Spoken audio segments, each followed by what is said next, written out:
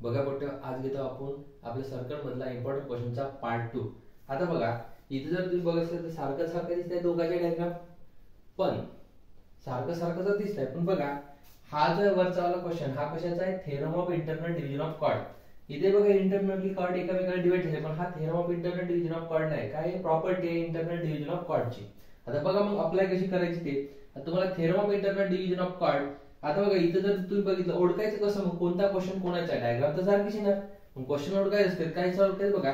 जिथं तुम्हाला या कॉर्डची लांबी देऊन राहणार, जसं इथं आरडी बरोबर 15 दिलंय, हे दिलेलं आहे 15, त्यानंतर डीएस बरोबर 4 दिलाय, बघा डीएस बरोबर 4 सेंटीमीटर, त्यानंतर काय दिलाय एमडी बरोबर 8 दिलाय, एमडी बरोबर 8। ठीक आहे, तुम्हाला काय करायचं डीएन काढा म्हणताय। जर असं तुम्हाला कॉर्डचं माप दिलेलं असेल तर तिथे लावायचं theorem of internal division of chord, काय करणार theorem of internal division of chord. आणि जर तुमच्या आर्कचं किंवा अँगलचं माप दिलेलं असेल, जसं बघा इथं एबीई दिलंय 108, हवाला अँगल दिलाय 108 अंश, आणि सोबत काय दिलाय मेजर ऑफ आर्क एई याचं जे माप दिले तिथे 95 अंश असं जर दिलेलं असेल तर तिथे लावायचा इंटरनल डिव्हिजनची प्रॉपर्टीज।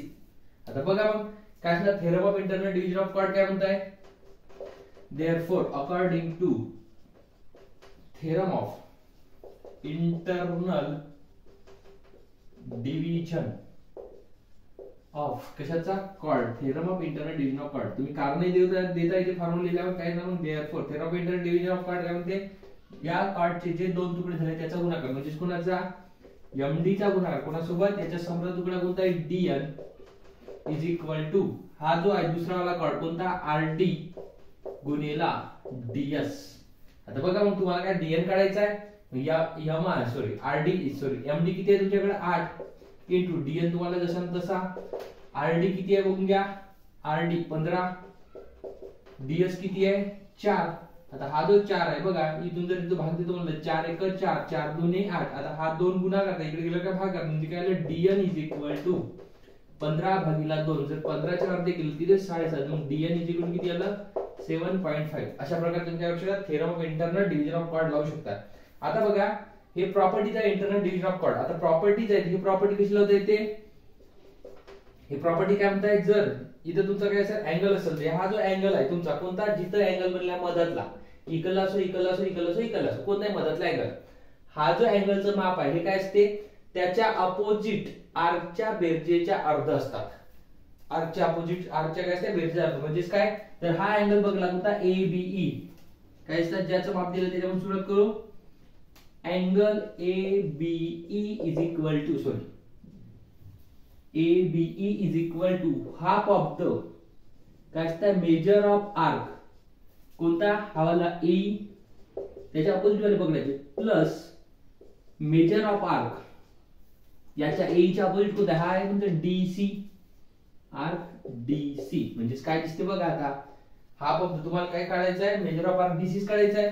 मग ए अँगल एबीई चं माप किती होतं तुमच्याकडे 108, मग 108 is equal to half measure of arc A किती दिलेला आहे बघून 95 प्लस मेजर ऑफ आर्क कोणता डीसी, म्हणजे काय होणार हे इकडे डिवाइड मध्ये इकडे गेलं मल्टिप्लाइड होईल, म्हणजे किती 108 होते 180 नाही 108, हा इकडे गेला किती 108 गुणिला 2 बरोबर इथं काय राहिलं 95 प्लस मेजर ऑफ आर्क कोणता डीसी।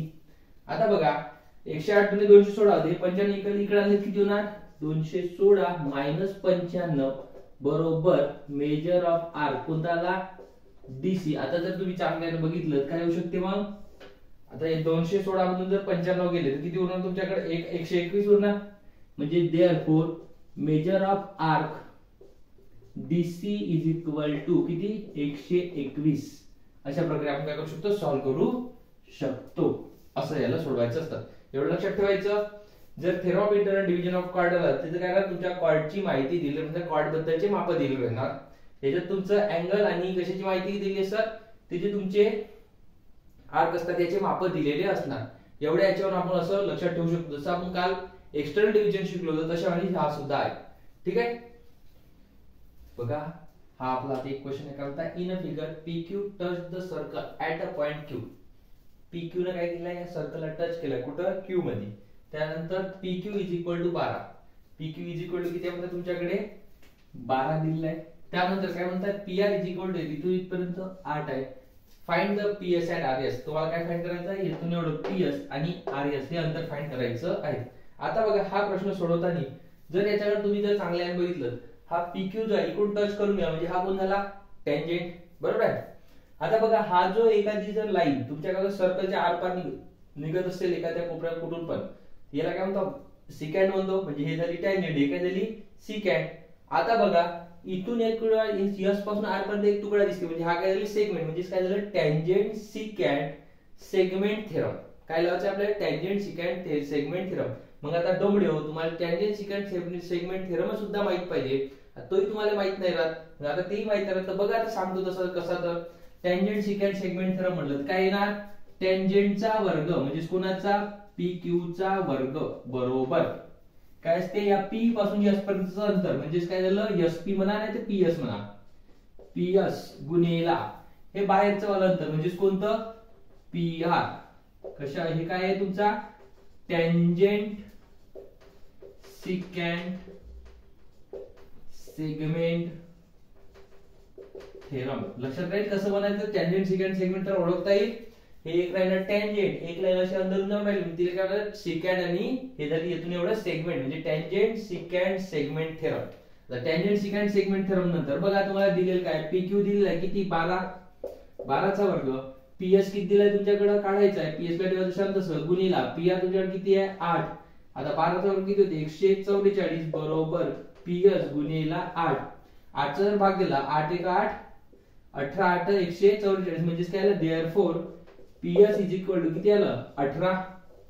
आता PS चं माप भेटलं. समोर तर बघा काय म्हणताय RS काढा म्हणताय. आता बघा PS हे पूर्ण 18 झालं तर RS काय, आता RP आपल्याकडे देऊ नये एवढं वापरून काढायचं म्हणजे काय ना देअरफॉर. आता PS इज इक्वल टू कशाने करून आहे SR प्लस RP. आता PS काढला तुम्ही 18, SR तुम्हाला ठेवायचं शांत सॉरी RS काढायचं तुम्हाला RS लिहा RS प्लस RP किती आहे तुमच्याकडे 8. या तिकडे ट्रान्सफर करा म्हणजे काय 18 प्लसचा इकडे मायनसची 8 बरोबर RS. तर काय येणार therefore RS is equal to 10. अशा प्रकारचे हे तुमचे काय होते प्रत्येक थेरमवरचे अलग अलग एक्झाम्पल होते. डोंबडेवर चांगल्याने अभ्यास करा, बरोबर पेपर सोडवा. ठीक आहे.